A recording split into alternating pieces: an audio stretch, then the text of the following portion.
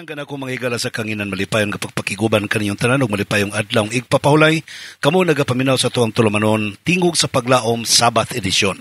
Ang atong pagato hisgutan karon mga pinangga ko mga kaigsunan mao kining suheto nga nagkanayon Crucified and Risen. Lesson number 13 or ika-13 kasabado mga higala Pizza 25 sa 1216. Sa lipat ng parensonan, gusto na kong ipibalo kaninyo nga karong adlaw, kauban ko ninyo dinhi sa Baybayon Beach, Tukuran, Zamboanga del Sur. Alang sa usa ka special Sabbath Fellowship. Sa atong tanang mga kapamilya o kaigsuunan nga nagasubaybay, nagasuportar ning ato ang programa dinhi sa radyo. Magkita-kita ta ninyo dinhi mga kaigsuunan alang sa dugang pagkatikaran sa pagpalambo sa tuang buhat dinhi sa kahanginan. Okay, mga kapamilya kaigsuunan, see you here. O di na ito kinipakyason. Usbon ko, Baybayon Beach, Militar Tukuran, Zamboanga del Sur. Alang sa usa ka monthly fellowship sa tanan na ito mga kapamilya. So, padayon ta mga pinangga ko mga kaigsuunan, usbon ko atong suheto, nagkanayon, Jesus Crucified and Risen.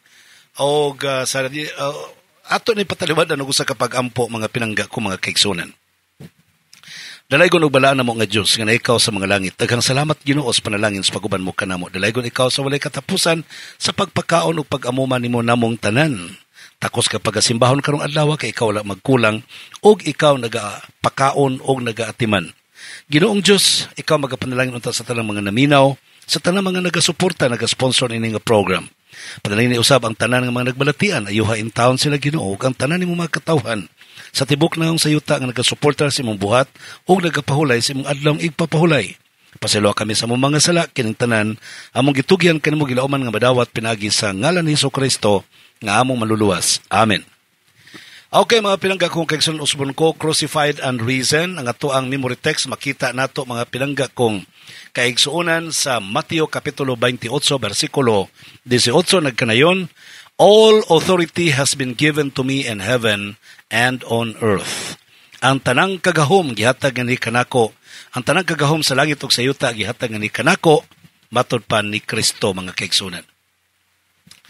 Ang balaang kasulatan mga kaigsunan nagpahibalo sa kamatayon ni Kristo ug nagpahibalo sa pagkabanhaw ni Ginoong Hesus.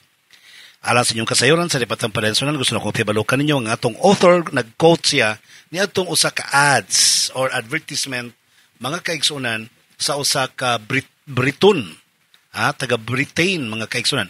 Usa ka British magazine nga nag-advertise nga bisan kinsa nga gustong modonate silang lawas ngadto sa aron himuong mami.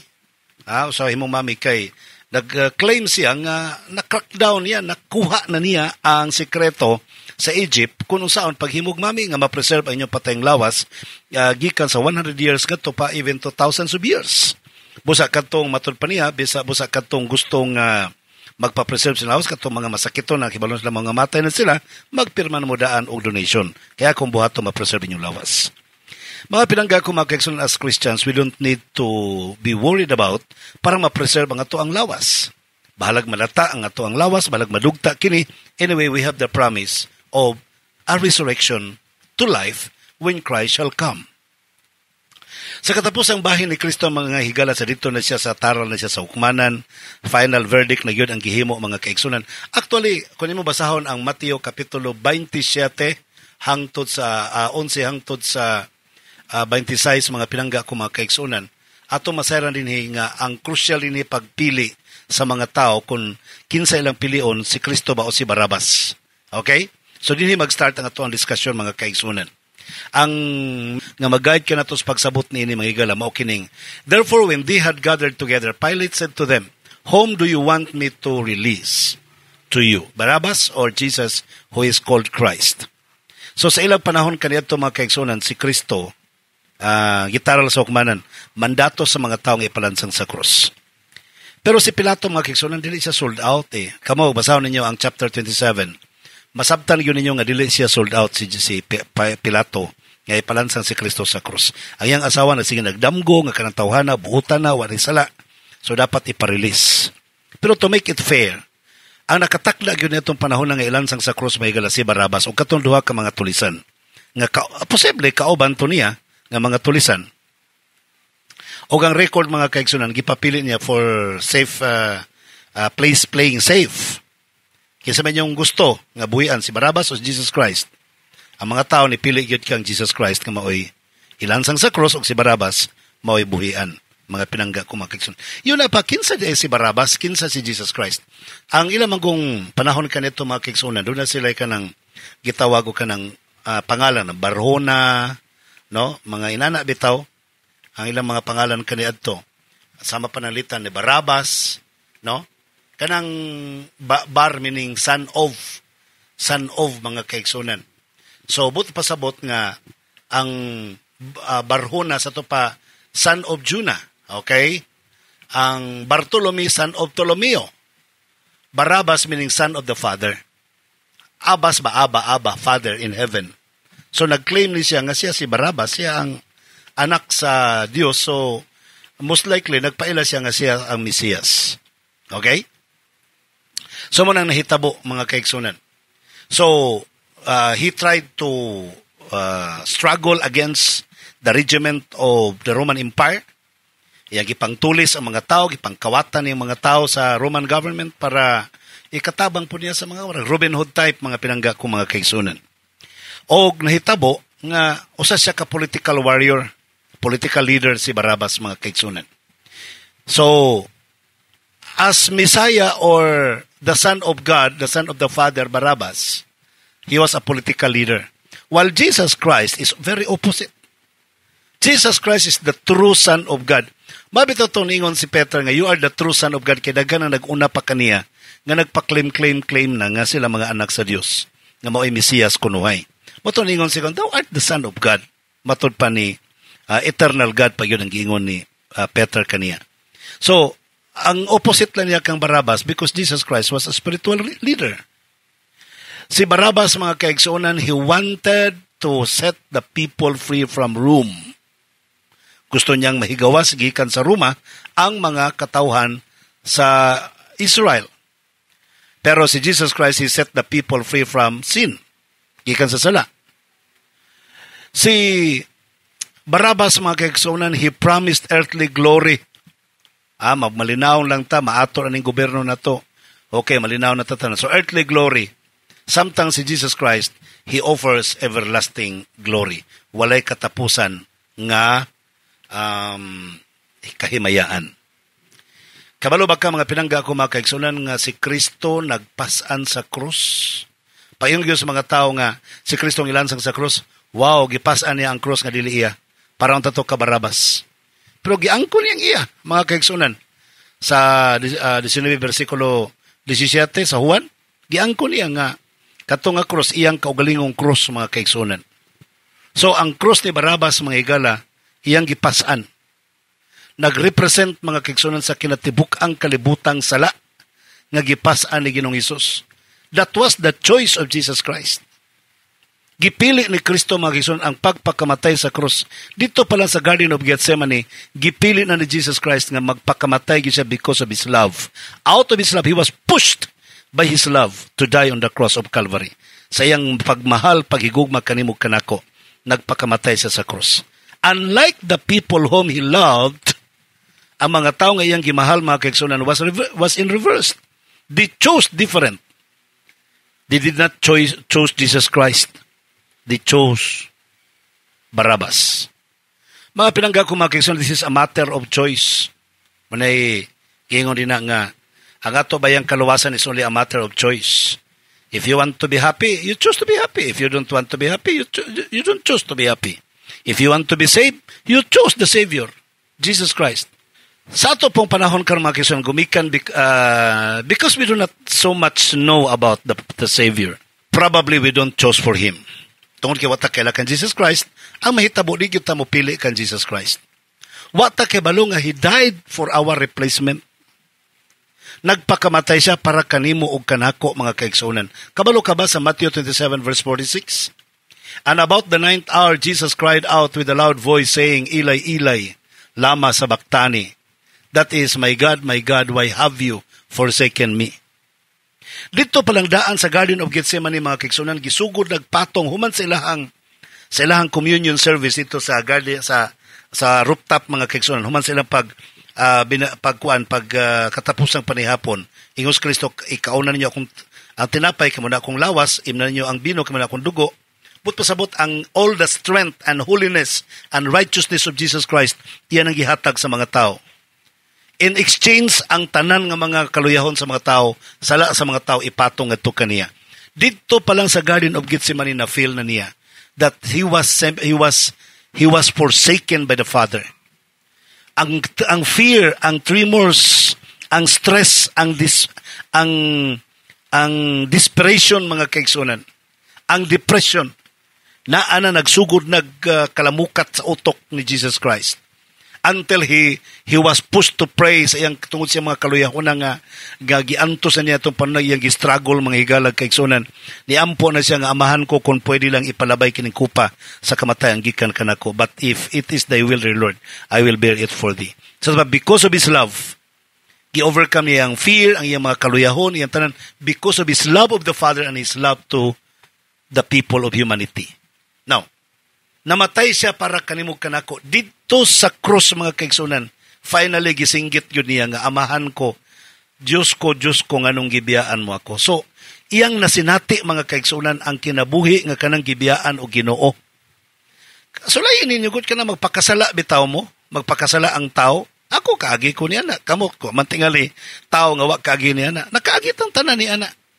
Nga tungod sa itong pagpakasala, mga kaigsunan, gibati na itong way Ginoong nag-uban nato, mga kaigsunan.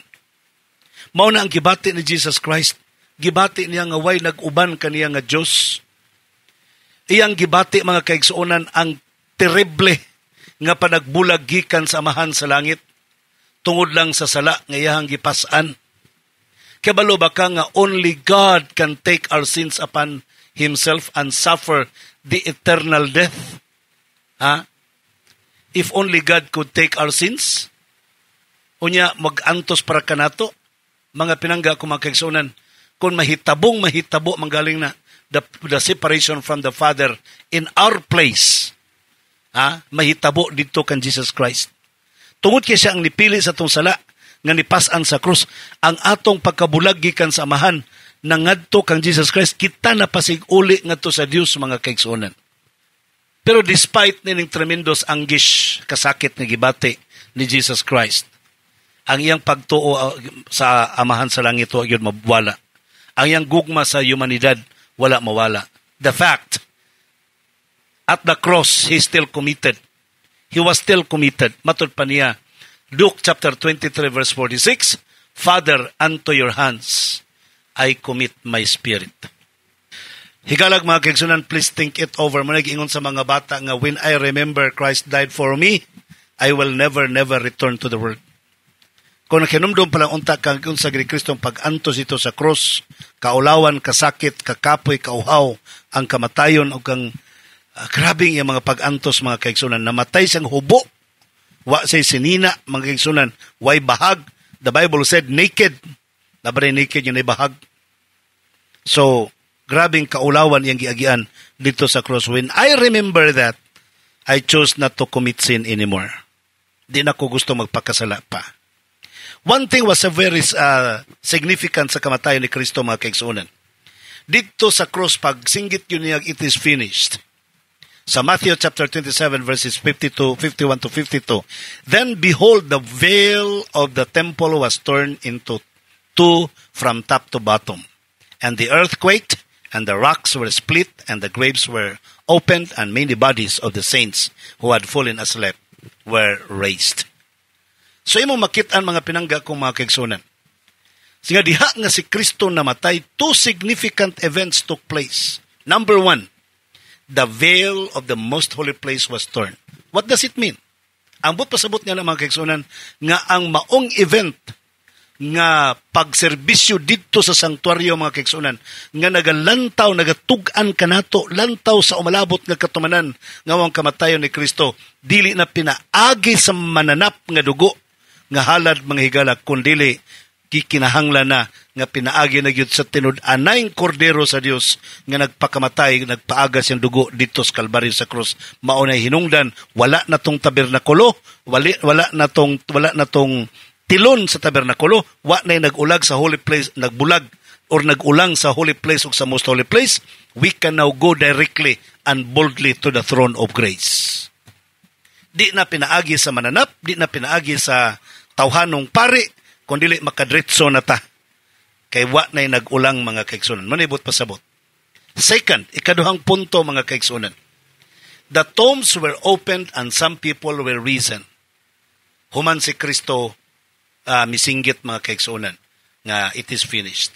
And that's what according to verse 53. Kung sa ibot pasabot ana, those people who testify to the power of Jesus Christ and have experienced victory over sin and death will be risen like they were in that day. Mabanhaw sila mga kaigsunan. Will be released from sin and put onto immortality. Gipakita ni Kristo ang iyang kamatayon in anak dakong epekto mga kaigsunan. Ang nagulang tali sa holy place ug sa most holy place. Bungkag mga kaigsunan. We can now go directly to Him. Ikaduha nga punto. Ang kamatayon ni Kristo, ang tao nga namatay na, the most depressed situation of men, the most hopeless situation of mankind is death. Ang kamatayon ni Kristo may mubuak sa mga bato o lubnganan para ang mga minatay mabanhaw o makauban sa kinabuhing walay katapusan. That was the impact of His message. Ato makitaan mga pinangga ko mga kaigsunan ang nahitabo o atong mahinuktukan sa atong kapanahonan karon. Si Mrs. Ellen G. White sa Desire of Ages, page chapter 81 and page 786, as Christ arose, He brought from the grave a multitude of captives. The earthquake at His death had rent open their graves, and when He arose, they came forth with Him. They were those who had been co-laborers with God and who at the cost of their lives had borne testimony to the truth. Now they were to be witnesses for Him who had raised them from the dead. During His ministry, Jesus had raised the dead to life. He had raised the son of the widow of Nain and the ruler's daughter and Lazarus, but these were not clothed with immortality. After they were raised, they were still subject to death. But those who came forth from the grave at Christ's resurrection were raised to everlasting life. They ascended with Him as trophies of His victory over death and the grave. These, said Jesus Christ, are no longer the captives of Satan. I have redeemed them. I have brought them from the grave as the first fruits of my power to be with me where I am never more to see death or experience sorrow. So mao na ang punto mga pinangga ko mga kaigsunan nga kadtong mga sa panahon ni Kristo din pa ni kalibutan nagbanaw siya mga patay katong daughter of Nain, atong babae sa Nain, anak sa babae sa Nain, katong daughter of the ruler o si Lazaro ug uban pa. Pero they were not yet in immortal body. Pero kadtong dito sa kamatayon ni Kristo mga kaigsunan, immortal na gyud ang ilahang lawas mga kaigsunan. Kabalo mo sayon kayong sabton nga si Kristo namatay mga kaigsunan, but the very hard thing to understand by the people even in our time today that when Jesus was risen, si Kristo na banhaw mga kaigsunan. Sayon ra kayo nga si Kristo namatay. Pero ang problema si Kristo na banhaw, nahimong kontrobersyal mga kaigsunan. Bisan paganig ang mga Orthodox Jews, mga Greeks, ug uban pa nga mga scientists, uban pa mga atheists, nitoo nga si Kristo namatay, but they don't believe. Some of them does not or did not believe nga si Kristo na banhaw. Matod pa ni San Pablo mga kaigsunan sa 1 Corinthians chapter 15, 17 ambak sa 20, matod pa niya, and if Christ has not been raised, then your faith is useless and you are still guilty of your sins. But in fact, Christ has been raised from the dead. He is the first of a great harvest. Nabanhaw gyud siya kay kung wa pa siya mabanhaw mga pinangga kong mga kaigsunan pagka makaluluoy naman ang gyud nato mga kaigsunan. Na kung saan man nato karon pagsabot ini karon ang pagkabanhaw ni Kristo mga kaigsunan. Sa John chapter 10 verse 18, before He died, Jesus assured us He had power over His own life. I have power to lay it down and I have power to take it again. So gipakita gyud ni Kristo nga He has all the power. Kay power of heaven and earth was given upon me, matud pa ni Jesus Christ. Kagahom sa langit ug sa yuta gihatag kanako. So iyag yung giprove nga kaya gyud ang kamatayon lusuton mga kaigsunan. Sa 1 Thessalonians chapter 4 verse 14, the resurrection of Jesus is our greatest assurance. For if we believe that Jesus died and rose again, even so God will bring with him those who sleep in Jesus. Just the requirement is just to believe. Nga matod pa ni San Pablo, kung sa ato ang pagkinabuhi ng kalibutana, ang atong pagtuotaman lang ni Kristo nga wa mabanhaw, makaluluoy ta sa tanang tao sa tibok kalibutan. Once we believe Christ that He died on the cross, we need also to believe that He was risen. Okay. Nabanhaw po si Jesus Christ, mga pinangga ko mga kaigsunan. Tungod kay nabanhaw siya mga kaigsunan, sumala pa sa Matthew 28:18 and 19, and all authorities has been given to me in heaven and on earth. Go therefore, and make disciples of all the nations, baptizing them in the name of the Father and the Son and the Holy Spirit. Sa ito pag gikomisyon tang tanan, gipadalata magisong kay doon na tayo buluhaton nga para nining kalibutana. Gipadalata ni Kristo bilang iyang mga tinunan, iyang mga apostoles sa buluhaton, sa diha o sa wala pa siya ni kayab sa langit. Dili kay kadto lang mga tawhan ang igsultihan ang 12 kabuok, ang 120 kabuok, ang 500 kabuok na iyang gisultihan magigsunan. But everyone who accepted Christ as their personal Savior, everyone nga nituo ni Kristo o misunod kang Kristo mga kaigsuonan. Kabalo ka, the gospel must not be proclaimed by human voices. But we can only do so by God's authority. Pinaagi lang sa gahom sa Dios, ma-proclaim na to. Kabalo ba ka? Usa sa mga writings ng G. White matod pa niya, mga pinangga ko mga kaigsuonan, nga it is a great mistake to think that soul winning is only entrusted to the hand of the ministers, ordained pastors. Ang mga pastor po kung magtuo sila ng pagwalis ng balita, nara silang kamot, sa mga ma-under sa payroll. So, mali po na sila, fatal mistake po na silang utok. Kung ang mga liman po, magtuo po sila nga, ang pagwalis ng balita, nara sa kamot sa mga ordained pastors, fatal mistake po na. So, kinahanglan ang mga lay members of the church o ang mga pastors should both believe that it is the authority of God to preach the gospel. That mission was not only given to the more than 500 disciples that met Jesus in that moment. 1 Corinthians 15 verse 6, we are also called to fulfill it. Dili kay kadto lang mga tao sa panahon ni Jesus Christ, moray gitagaan ana nga komisyon mga pinangga kumakigsunan. Tanan nga nituo, posible, tanan nga nituo, may katungod, gitagaan og kagahom sa pagwali sa mayong balita. Sumala pa ni Sister Ellen G. White that I may know Him. December 4, matod pa niya. The Lord God is bound by an eternal pledge to supply power and grace to everyone who is sanctified through obedience to the truth. Jesus Christ, to whom is given all power in heaven and on earth, unites in sympathy with His instrumentalities, the earnest souls who day by day partake of the living bread which cometh down from heaven. The church on earth, united with the church in heaven, can accomplish all things. Wow! Praise the Lord to that. Ganahan ko ng statement.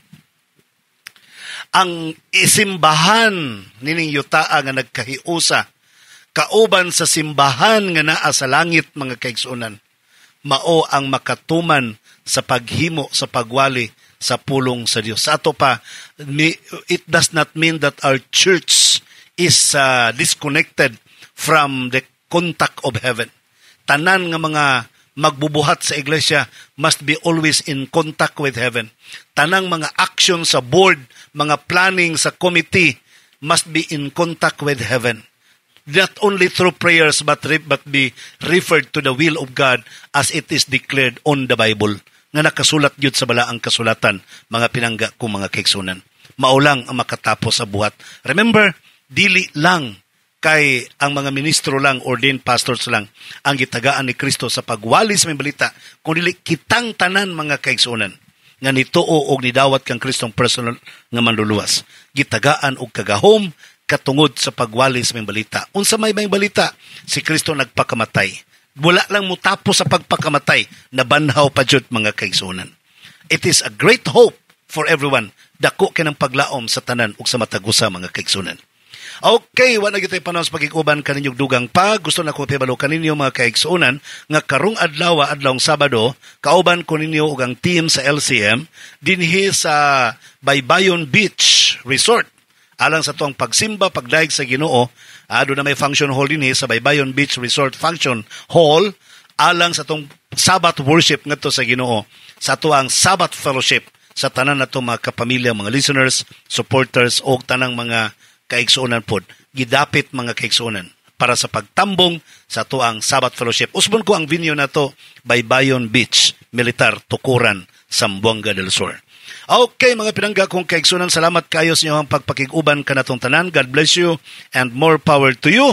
Ang Diyos magapanlangin kanatong tanan. Okay, usbon ko, ano magipanahon sa pagiguban kaninyo sa ngalan lamang kaninyo nga among kapamilya o kan Jesus Christ nga to ang great provider. Ako usab ang inyong kapamilya nimong ulipon sa pagwali sa may balita. Pastor Israel Villiver I magaingon kanimo, malipayong adlawng igpapahulay.